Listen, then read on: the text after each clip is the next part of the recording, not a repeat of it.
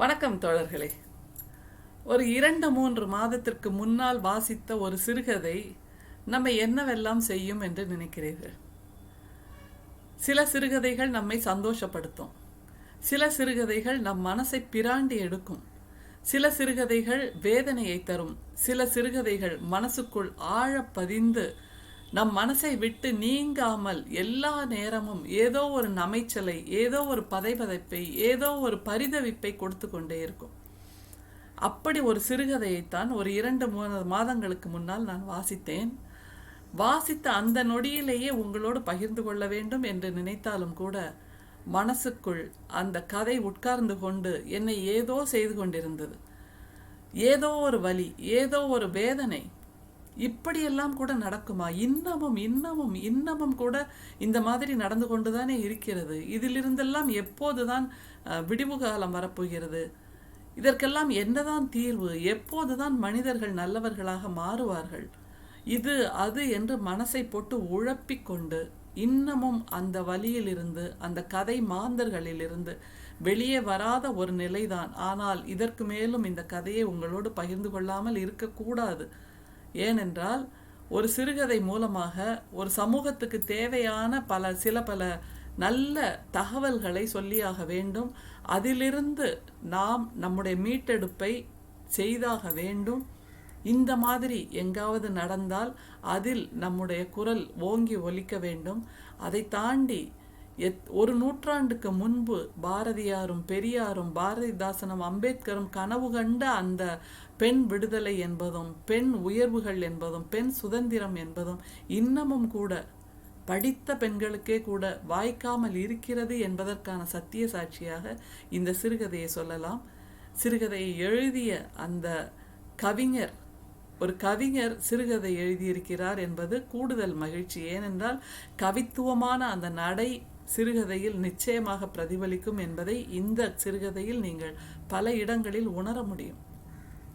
கவிஞர் கயல் ஆரண்யம் என்கின்ற அற்புதமான தொகுப்பை நம்முடைய தமிழ் கூறும் நல்லுலகத்துக்கு கொடுத்த அந்த அற்புதமான கவிஞர் இப்போது சிறுகதையின் பக்கம் தன்னுடைய கவனத்தை திருப்பி முதல் சிறுகதை என்று நினைக்கிறேன், வனம் என்கின்ற அந்த தொகுப்பில், அந்த பத்திரிகையில் இந்த சிறுகதை வந்திருக்கிறது. வனம் என்கின்ற அந்த பத்திரிகையில் திரிபு என்கின்ற இந்த சிறுகதை. திரிபு என்றால் என்ன என்று இலக்கணம் வாசித்தவர்களுக்கு நன்றாகவே தெரியும். ஒன்று இன்னொன்றாக மருவி திரிந்து பொருள் கொள்ள செய்வது என்று நாம் சொல்லுவோம். இதில் இந்த சிறுகதையில் எதெல்லாம் திரிந்திருக்கின்றன? முதலில் நாம் கவனிப்பது, மனிதனாக இருக்க வேண்டிய நாம் திரிந்திருக்கிறோம், அல்லது அரக்கர்களாக இருக்கிற நாம் மனிதர்கள் என்ற ஒரு தோற்ற போலியில் உலவிக் கொண்டிருக்கிறோம் என்கின்ற அந்த சிந்தனையை, அந்த சித்திரத்தை நம்முடைய கயல் மிக அற்புதமாக இதில் தெரிவிக்கிறார். அதை தவிர கயல் என்கின்ற அந்த கவிஞர், கயல் என்கின்ற அந்த பேராசிரியர், கயல் என்கின்ற அந்த சமூக போராளி, இதையெல்லாம் தாண்டி கயல் என்கின்ற அந்த நுண்ணியமான பார்வைக்கு சொந்தக்காரர். ஒரு பெண்ணின் மௌனம், ஒரு பெண்ணின் இயல்புகள், ஒரு பெண்ணின் நிகழ்வுகள், ஒரு பெண்ணின் வாழ்க்கை எப்படியெல்லாம் நுணுக்கமாக பார்க்க வேண்டியது, அவளுக்குள் அவளால் நிகழ்கின்ற அந்த செயல்பாடுகள் எல்லாம் எப்படி அவதானிக்கப்பட வேண்டியது. அவள் மௌனமாக இருந்தாலும் அதில் ஏதோ ஒரு செய்தி இருக்கும், அவள் ஏதாவது சொன்னாலும் அதில் ஏதோ ஒரு செய்தி இருக்கும், அவள் எதையாவது புறக்கணித்தாலும் அதில் ஏதோ ஒரு செய்தி இருக்கும் என்கின்ற இந்த நுணுக்க வேறுபாடுகளை ஒரு பெண் என்கின்ற தளத்திலிருந்து இன்னொரு பெண்ணுக்கு நிகழ்வதை நம்முடைய கயல் மிக மிக நுணுக்கமாக அவதானித்து நமக்கு சொல்லுகிறார்.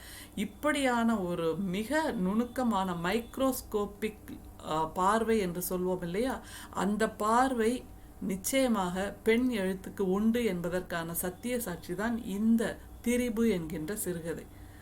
நிச்சயமாக எதிர்கால தமிழ் இலக்கியத்தில் நம்முடைய தோழி கயலுக்கு மிகவும் சிறப்பான ஒரு இடம் காத்து கொண்டிருக்கிறது. காரணம், இந்த மாதிரியான பெண் இயல்புகளை எழுதுவது என்பது சவாலான,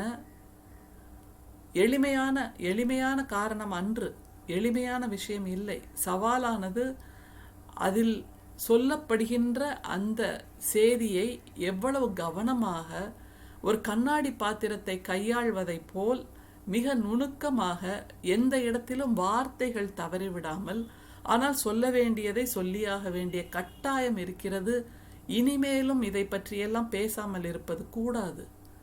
சீதை மௌனமாக இருந்து விட்டாள், கண்ணகி மௌனமாக இருந்து விட்டாள், நளாயினி மௌனமாக இருந்து விட்டாள், ஊர்மிளை மௌனமாக இருந்து விட்டாள். இதற்கு மேலும் அகலிகை மௌனமாக இருந்து விட்டாள். இதற்கு மேலும் இதற்கு மேலும் இதற்கு மேலும் பெண்கள் மௌனமாகத்தான் இருக்க வேண்டுமா என்கின்ற ஒற்றை கேள்வியை சுமந்து நிற்கிறது இந்த சிறுகதை. இது நமக்குள் கிளர்ந்து எழச் செய்கின்ற கேள்விகள் பல, வலிகள் பல, வேதனைகள் பல. இந்த சிறுகதையை கேட்ட பின்பு உங்களில் சிலர் யோசிக்கக்கூடாது, இதெல்லாம் என்னம்மா வெறும் கற்பனை. இல்லை தோழர்களே, எந்த ஒரு விஷயமும், இலக்கியத்தில் எழுதப்படும் எந்த ஒரு விஷயமும் கற்பனையே கிடையாது. அது வாழ்க்கையின் மிக நெருக்கத்திலிருந்து எழுப்பப்படுகின்ற, மிக நெருக்கத்திலிருந்து எழும்பி வருகின்ற உணர்வுகளின் ஓட்டம்தான். எந்த ஒரு படைப்பாளியும் வானத்தின் வெளியிலிருந்து, வெட்ட வெளியிலிருந்து ஒரு சிறுகதையோ ஒரு புதினத்தையோ கொண்டு வந்து விட முடியாது. நம்மை சுற்றி இரத்தமும் சதையுமாக, எலும்பும் குருதியுமாக இருக்கின்ற மனிதர்களை சுற்றி இந்த சமூகத்தில் நடக்கின்ற பல விஷயங்களைத்தான் எல்லா படைப்பாளர்களும் சிறுகதைகளாக, புதினங்களாக, கவிதைகளாக, இலக்கியங்களாக படைத்து கொண்டிருக்கிறார்கள். எனவே எது ஒன்றும், ஒரு படைப்பில் வருகின்ற எந்த ஒரு நிகழ்வும் ஏதோ ஒரு இடத்தில் ஏதோ ஒரு மனிதருக்கு நிகழ்ந்ததுதான். அது இது நாள் வரை சொல்லப்படவில்லை என்றால் அந்த நிகழ்வை சுற்றி மௌனம் என்கின்ற ஒரு இரும்பு திரை போடப்பட்டிருந்தது. அந்த இரும்பு திரையை நம்முடைய தோழி கயல், கவிஞர் கயல், எழுத்தாளர் கயல் உடைத்தெறிகிறார் என்பதை நீங்கள் புரிந்து கொள்ள வேண்டும். இந்த மாதிரி நிகழ்வுகள் பலருக்கும் நிகழ்ந்திருக்கலாம். வெளியில் சொல்லுவதற்கு அச்சப்பட்டு, அல்லது வெளியில் சொல்வதற்கு வெட்கப்பட்டு, அல்லது வெளியில் சொல்வதற்கு அவமானப்பட்டு அமைதியை காத்து கொண்டிருக்கிறார். எனவே இது நடக்கவே இல்லை என்று சொல்லிவிட முடியாது. வெளியே சொன்னா அவமானம், நமக்கு தாண்டி அவமானம், வாயை பொத்திட்டு இரு என்று இந்த சமூகம் சொல்லும். நாளைக்கு நீ வெளியில் நடந்து போகணும்ல, 4 பேர் உன்னை பார்த்து காரி துப்பணுமா, கொஞ்சம் வாயை பொத்து அமைதியா இரு என்று எல்லா அறிவுரைகளும் பெண்களுக்கு பெண்களுக்கு பெண்களுக்குத்தான் மாறி மாறி சொல்லப்பட்டு கொண்டிருக்கின்றன. இந்த சிறுகதையில் வருகின்றதை போல் இருக்கின்ற ஆண்களுக்கு எந்த இடத்திலும், எந்த நாளிலும், எந்த விடியலிலும், எந்த இலக்கியத்திலும் அறிவுரைகள் இருக்கிறதா என்கின்ற ஒரு கேள்வியையும் நம்முடைய கயல் இந்த சிறுகதையின் அடி ஆழத்தில் வைக்கிறார், பொதிந்து வைக்கிறார். வார்த்தைகள் கதையை சொல்லும், ஆனால் வார்த்தைகளுக்கு இடையே உட்கார்ந்திருக்கின்ற அந்த மௌனங்கள், உறைந்திருக்கின்ற அந்த மௌனங்கள் சமூகத்துக்கான கேள்வியை சொல்கிறது என்பதை புரிந்து கொள்ள வேண்டும். 4 கதாபாத்திரங்கள், பூவழகி, குமுதா என்ற 2 பள்ளி சிறுமிகள், 10 பருவத்தில் இருப்பவர்கள். அவர்கள், அதில் பூவழகியின் அம்மா, பூவழகியின் மாமா, அதாவது அம்மாவின் தம்பி ரவி மாமா. இந்த 4 பேர்தான். அதில் ரவி மாமாவோடு நேரடியாக தொடர்பில் இருக்கின்ற அம்மாவும் பூவழகியும் தான் முக்கிய கதாபாத்திரங்கள். இந்த 3 பெண்கள் வருகிறார்கள், ஒரு ஆண் வருகிறான். இந்த ஒற்றை ஆண் இந்த அம்மாவையும் அம்மாவின் மகளையும், அதாவது தன்னுடைய அக்காவையும் அக்காவின் மகளையும் எப்படி அந்த சிந்தனையை கட்டுப்படுத்துகிறான், தன்னுடைய கட்டுக்குள் கொண்டு வருகிறான், எப்படி நாசுக்காக ஒரு அரசியல் செய்து சூழ்ச்சி செய்து தன்னுடைய சிந்தனையை, தன்னுடைய கற்பனையை, தன்னுடைய அபிலாஷையை தீர்த்து கொள்கிறான், அது சரியானது என்று அக்காவை எப்படி நம்ப வைக்கிறான்.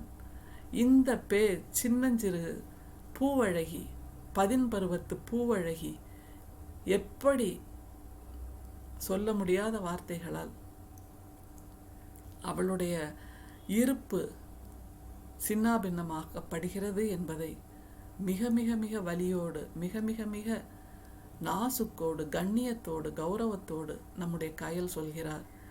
நம்முடைய வனம் பத்திரிகைக்கு நாம் முதலில் வாழ்த்துக்களை சொல்ல வேண்டும். ஏனென்றால் இது சென்சிட்டிவான ஒரு சிறுகதை. இந்த சிறுகதையை கயல் எழுதி கொடுக்க அவர்கள் மிகச் சிறப்பாக ஒரு கண்ணியத்தோடு, கௌரவத்தோடு இதை வெளியிட்டு இருக்கிறார்கள் என்பதே பாராட்டுக்குரிய விஷயம். கொஞ்சம் அந்த கிளைமேக்ஸை மாற்றி கொடுங்க மேடம், இல்லை இந்த கதையோட போக்கை இப்படி மாற்றிருங்களேன். இது மாதிரி கதையை ஏற்றுப்பாங்களா, சமூகத்தில் ஏற்றுப்பாங்களா என்பதான பல கேள்விகள் எழுப்பி இருக்கலாம். ஆனால் அது மாதிரியெல்லாம் செய்யாமல் வனம் என்கின்ற அந்த பத்திரிகை குழுவினர் இந்த சிறுகதையின் முக்கியத்துவம் புரிந்து, இந்த சிறுகதை காலத்திற்கு தேவையானது, இனி வருகின்ற காலத்திலாவது இந்த மாதிரி சம்பவங்கள் நிகழாமல் இருக்க வேண்டும் என்றால் ஒரு எச்சரிக்கை மணியை யாரோ ஒருவர் அடித்தாக வேண்டும் என்கின்ற அந்த நுண்ணறிவோடு, அந்த நுண் புரிதலோடு இந்த சிறுகதையை வெளியிட்டிருக்கிறார்கள் என்பது பாராட்டுக்குரிய விஷயம். எனவே வனம் பத்திரிகை குழுவினருக்கு பாராட்டுக்கள். அதே போன்று a delicate, a sensitive issue is dealt by our dear friend Kayal in this short story called Tiribu.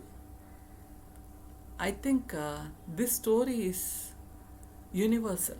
It's not only Tamil background, it has a universal value, it has a universal appeal.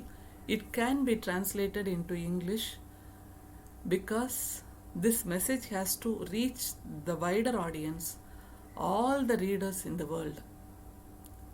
Somewhere in the world, some nook and corner in the world, a single girl is always affected by this kind of activities of the society. And the society keeps a deliberate silence about all this. But let us break all the silence, because this is high time we broke our silence and talked about all these issues, which should not prolong for a longer more time. This is enough. This is enough and this is enough. போதும் தோழர்களே, பெண்ணின் வலிகள் இந்த சிறுகதையோடு முடிவடைய வேண்டும். இந்த சிறுகதை, திரிபு என்கின்ற இந்த சிறுகதை இனிமேல் வாசிக்கப்பட்டால் அப்படி ஒரு காலம் இருந்தது, இப்போ அப்படி இல்லை என்று உற்சாகமாக, உணர்வு பூர்வமாக, நம்பிக்கையோடு சொல்கின்ற ஒரு சமுதாயம் வர வேண்டும் என்பதைத்தான் நம்முடைய கயல் இந்த சிறுகதையில் சொல்லுகிறார். மிகவும் அற்புதமான இந்த சிறுகதைக்கு அழகான ஒரு ஓவியம், திரிபு என்கின்ற இந்த சிறுகதைக்கு ஒரு அழகான ஓவியத்தை கொடுத்து வெளியிட்டிருக்கின்ற வனம் பத்திரிகைக்கு நம்முடைய வாழ்த்துக்கள். சிறுகதையை வாசிக்கிறேன், திறந்த மனதோடு கேளுங்கள். இப்படியெல்லாம் இருக்குமா, இப்படியெல்லாம் என்ன இது என்பதாக இல்லாமல் ஒரு கதாசிரியர் நிச்சயமாக தன்னுடைய 1000 லட்சம் கண்களால் பார்த்த ஒரு விஷயத்தை தான் நமக்கு உள்ளங்கையில் அள்ளி வைத்து தருகிறார் என்கின்ற புரிதலோடு இந்த சிறுகதையை அணுகினால் மகிழ்ச்சியாக இருக்கும். சிறுகதை கேளுங்கள் தோழர்களே.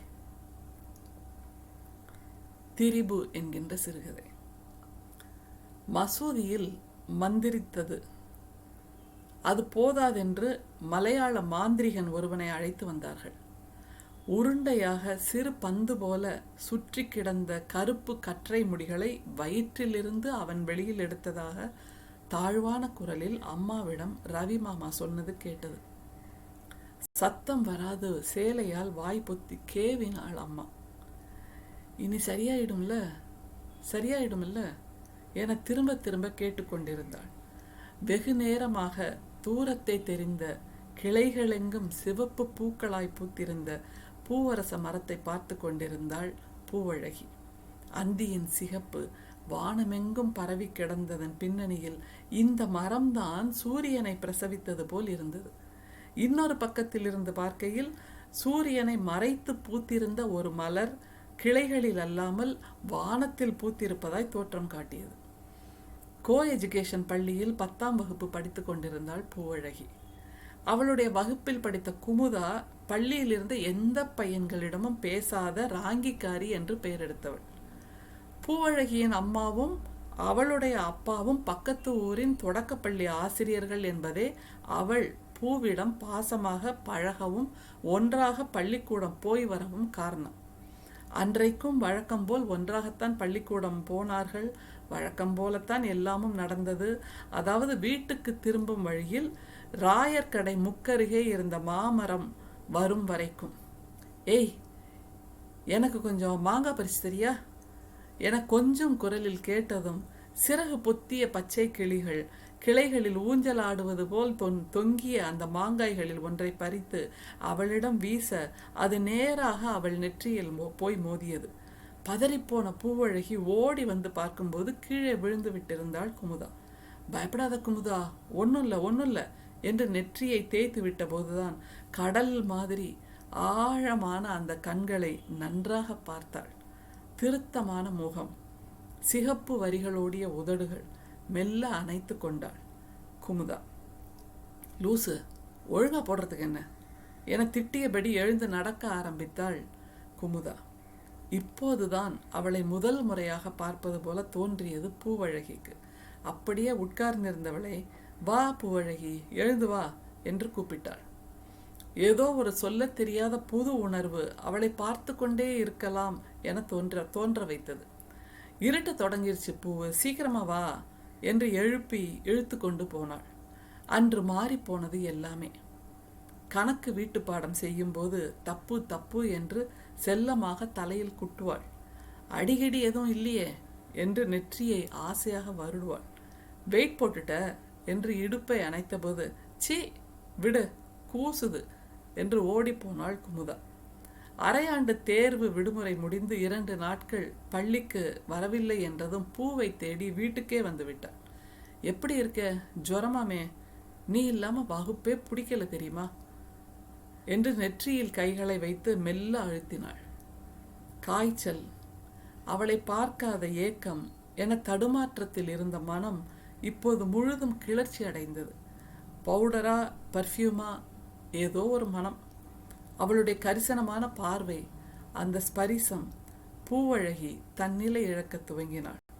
குமுதா, போயிடு, உடனே போயிடு என முணுமுணுத்தாள். ஏதோ பேசுற, என்னன்னே கேட்கலையே என்று தன் முகத்தை நோக்கி குமுதா குனிந்த நொடியில் கட்டுகள் உடைத்து சடசடவென சிறகுகள் அடித்து விற்றென கிளம்பியது சாம்பல் வண்ண புறா. வரி வரியாக மேலும் கீழும் குறுகியும் நீண்டும் தெரிகிற அவளுடைய உதடுகளை தனக்கே தெரியாமல் முத்தமிட்டு கொண்டிருந்தாள். ஒரு நொடி இல்லை, அதற்கும் குறைவான நேரம்.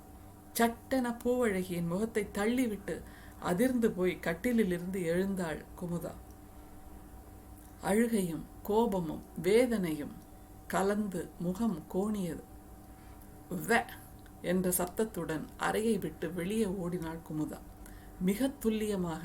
அப்போது உள்ளே நுழைந்த அம்மாவுக்கு எதுவும் புரியவில்லை. விழாமல் இருக்க கட்டிலை கெட்டியாக பிடித்து கொண்டாள். இது என்ன கர்மம், ஒத்த புள்ளேன்னு பொத்தி பொத்தி வளர்த்தேனே என தலையில் அடித்து கொண்டு அழுதாள். பூவழகி எதுவும் பேசாமல் கண்களை மூடிக்கொண்டாள்.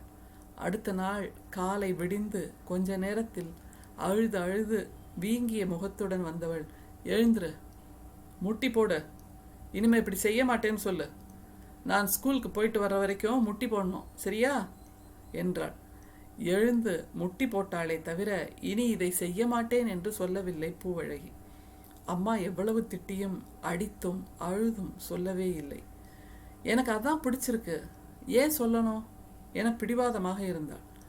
உங்க அப்பன் கூடவே நீ செத்து தொலைய வேண்டியதானே என்று மறுபடி அழுதவள் அன்று வேலைக்கும் போகவில்லை. பித்து பிடித்தவள் போல் இருந்தவள் இதற்கு என்ன செய்ய என்று ரொம்ப நேரம் யோசித்து தன் உதவாக்கரை தம்பியை ஃபோன் செய்து கூப்பிட்டாள். ரவி மாமா, வேலை ஏதும் பார்க்காது ஊர் சுற்றுபவன். காசு வேண்டும் என்றால் அக்கா என்று பாசமாக கூப்பிட்டு கை நிறைய அள்ளி கொண்டு போவான். பூவுக்கு இதெல்லாம் பிரச்சனையே கிடையாது. வர வர அவன் பார்வையே சரியில்லை. அக்கா, நம்ம பூவு நல்லா வளர்ந்துட்டா என்று சொல்லிவிட்டு அவள் மாறையே பார்ப்பான். உனக்காக ஆசை ஆசையா வாங்கி வந்தேன் என்று கொலுசுகளை கொண்டு வந்து நான் தான் எங்க அக்கா மவளுக்கு போட்டு விடுவேன் என்று கெண்டை காலை தடவுவான். அம்மா இதை கவனிக்கிறாளா என்று பூவுக்கு தெரியவில்லை. அவனை தவிர தனக்கு உதவி செய்ய யாராலும் ஆகாது என திடமாய் நம்பிய அம்மா அவனிடம் இதற்கு பரிகாரம் கேட்ட நொடியே அவன் என்னை பார்த்து இழித்த மாதிரி தான் இருந்தது. நான் இதுக்கு மேலே லீவ் போட முடியாது, நீ இவளை பார்த்துக்க என்ன என்று அம்மா தெருமுக்கு திரும்பி இருக்க மாட்டாள். மாமா பூவு படுத்திருந்த கட்டிலில் ஓரமாக உட்கார்ந்து, உனக்கு தான் நான் இருக்கேன்ல, கவலைப்படாத என்று அவள் கழுத்தை வருடினான். மரியாதை கையெடுறா, எரிச்சலாக தட்டிவிட்டாள். என் பொறுமையை சோதிக்காத, இப்போ ஊர் உலகத்தில் இல்லாத என்னத்தை நான் அப்படி செஞ்சிட்டேன் என்று மறுபடி அவன் கைகள் அவளை நோக்கி நீண்டன. நீ போகலைன்னா அம்மாட்ட சொல்லிடுவேன். என்றதை கேட்டு அமைதியாக ஏதோ யோசித்துக்கொண்டே வெளியேறினான். அம்மா வந்த பிறகு அவளுக்கு கேட்காத சன்ன குரலில் ஏதோ பேசினான். அம்மாவின் முகம் வேதனையில் துவள்வது தெரிந்தது. மான மறுவாதையெல்லாம் போயிடும் ரவி, நீ எதுனா வழி சொல்லு என்று அழுதாள். சரிக்கா, நீ அழாத, நான் நல்லா யோசிச்சு நாளைக்கு இதுக்கு ஒரு வழி சொல்றேன் என்று கிளம்பினான். போனவன் அதற்கு பிறகு இந்த பக்கமே வராதது நிம்மதியாக இருந்தது. நீ பாட்டுக்கு பள்ளிக்கூடத்துக்கு அனுப்பிடாதக்கா என்றவனின் பேச்சை வேத வாக்காக எடுத்துக்கொண்ட அம்மாவை எதிர்த்து எதுவும் செய்ய முடியாமல் சமையலில் வீட்டு வேலைகளில் உதவியாக இருந்தாள். பூவுடன் பேசுவதை அறவே தவிர்த்ததை கூட தாங்கிக் கொள்ளலாம். அவளுடைய அருவருப்பான பார்வைதான் வேதனையாக இருந்தது. இப்படியே 2 வாரங்கள் போன பின்பு ஒரு நாள் ரவி திரும்ப வந்தான். என்ன நடந்தது என்று தெரியவில்லை. அம்மாவின் முகம் பேயறைந்தது போல் இருந்தது. பேசி பேசி அவளை எதற்கோ சம்மதிக்க வைப்பதும் தெரிந்தது. தூங்கி எழுந்தபோது பூவழகியின் இடுப்பும் தொடைகளும் கனத்தன. கட்டிலில் இருந்து இறங்க முடியாமல் உடம்பெங்கும் வலித்தது. நைட்டி தோள் பக்கம் கிழிந்திருந்தது. பிறப்புறுப்பில் ரத்தம் திட்டாக உறைந்திருந்தது. பீரியட்ஸ் கூட இல்லையே, என்ன ஆச்சு என்று யோசித்த போது குப்பென்று அந்த வாடை அடித்தது. ரவி மாமாவிடம் வீசும் சிகரெட்டும் சாராயமும் கலந்த வாடை. ஓவென்று கத்தி அழுதாள். கட்டிலை விட்டு இறங்கவே முடியாமல் கனத்த உடலை கஷ்டப்பட்டு எடுத்துக்கொண்டு பாத்ரூமுக்குள் நுழைந்து கதவை வேகமாக சாத்தி தாளிட்டாள். தேய்த்து தேய்த்து தேய்த்து குளிக்க சோப்பில் அந்த வாடை ஒட்டி கொண்டதாக தோன்றியது. இத்தனை நாள் எவ்வளவு கெஞ்சியும் பேசாத அம்மாவிடம் இன்று பேசிவிட வேண்டும், இதை சொல்லிவிடலாம் என்று வந்தபோது சமையலறையில் அம்மாவிடம் ரகசிய குரலில் ரவி மாமா பேசுவது கேட்டது. இனி சரியாயிடுவாக்கா, இதுதான் அவளை நார்மலாக்க நமக்கு இருந்த ஒரே வழி. உனக்காகத்தான்க்கா இதெல்லாம், நீ அழக்கூடாதுன்னு தான். கவலைப்படாதக்கா, உனக்கு சம்மதம்னா நானே அவளை 2ஆம் தரமாக கட்டிக்கிறேன். இல்லை வேணாம்னா கொஞ்ச நாள் போட்டோம், என் ஃப்ரெண்ட்ஸுங்க நிறைய பேர் இருக்கானுங்க, அதில் நல்லவனா ஒருத்தனை பார்த்து கட்டி வச்சிடலாம். சரி, ஒரு 500 ரூபாய் இருந்தால் கொடுக்கா என்று சொல்லிட்டு அவன் கிளம்புகிறான். இப்படியாக இந்த சிறுகதை நிறைவடைகிறது. அந்த 10 பருவத்தில் டீனேஜ் குழப்பங்கள், எது சரி எது தவறு என்று தெரியாத அந்த 10 பருவ குழப்பங்கள், 10 பருவ தடுமாற்றங்கள், ஆனால் யாராவது வந்து தன்னை தொடும்போது இருக்கின்ற அருவருப்பு உணர்ச்சி, அந்த யாராவது தவறாக பார்த்தால் உணர்ந்து கொள்ளக்கூடிய அந்த உணர்ச்சி, உள்ளுணர்வு, இது எல்லாமே இந்த சிறுகதையில் கயல் மிகச் சிறப்பாக, பொருத்தமாக, துல்லியமாக, கண்ணியமாக கொண்டு வந்திருக்கிறார். ஒரு ஆசிரிய பணி செய்கின்ற அம்மாவால் கூட தன்னுடைய தம்பி செய்கின்ற தவறுகளை தட்டி கேட்க முடிவதில்லை. சமூகத்தின் பாதுகாப்புக்காக, சமூகத்திலிருந்து அவளுக்கு பாதுகாப்புக்காக ஒரு ஆண் துணை தேவையாக இருக்கிறது என்பதற்காக தன்னுடைய மகளை பலி கொடுக்கிறாள். அந்த அம்மா என்பது நிச்சயமாக வேதனைக்குரியது. விடியலை தேடுகின்ற அந்த வேளைக்கும் உரியது. விடியலை தேட வேண்டும் தோழர்களே. இந்த மாதிரியான பெண்கள் இனிமேலும் நம்முடைய சமூகத்தில் இருக்க வேண்டாம். இந்த மாதிரியான இக்கட்டான சூழல்கள் நம்முடைய பெண்களுக்கு இனிமேலும் நிகழ வேண்டாம். 10 பருவத்து பெண்கள் என்பவர்கள் நிச்சயமாக கண்ணாடி பாத்திரம் போல் ஜாக்கிரதையாக கையாள வேண்டியவர்கள். அவர்களை கசக்கி பிழிந்து பூமாலையை கிழிப்பது போல் கிழித்தெடுத்து விடக்கூடாது இந்த சமூகம் என்பதை மிக நுண்ணியமாக சொல்லுகின்ற இந்த திரிபு என்கின்ற சிறுகதையை கொடுத்த கயல் அவர்களுக்கு நிச்சயமாக நம்முடைய வாழ்த்துகளும் அட்சதையும் எப்போதும். நன்றி, வணக்கம்.